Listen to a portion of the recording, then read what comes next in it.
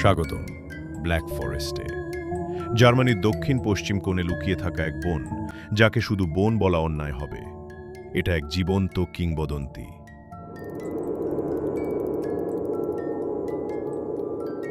এই বনে দাঁড়িয়ে থাকা প্রতিটি গাছ যেন কয়েকশো বছরের সাক্ষী।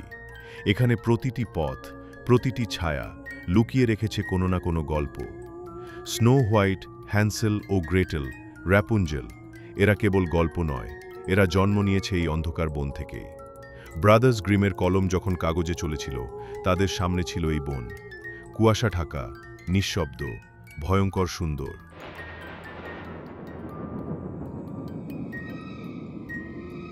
লোকেরা বলে ব্ল্যাক ফরেস্ট শুধু গাছ নয়, এটা এক রহস্যময় আয়না, যেখানে ঢুকলে মানুষ নিজের অজানা ভয়, অবচেতন মন আর লুকানো স্মৃতি দেখতে পায়। কেউ কেউ বলে এখানে এখনও ডাইনি থাকে, আবার কেউ বলে রাতে হাঁটতে গেলে গাছের ফাঁকে দেখা মেলে হারিয়ে যাওয়া শিশুর ছায়া। তবু মানুষ আসে, কেউ প্রকৃতির সৌন্দর্য দেখতে, আবার কেউ নিজের সীমা পরীক্ষা করতে।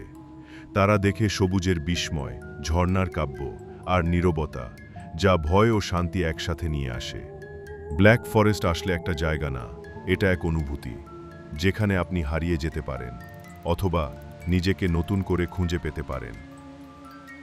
তাহলে বলুন, আপনি কি একদিন যাবেন এই জাদুময়, ভয়াল আর রহস্যময় বনে? কিন্তু সাবধান,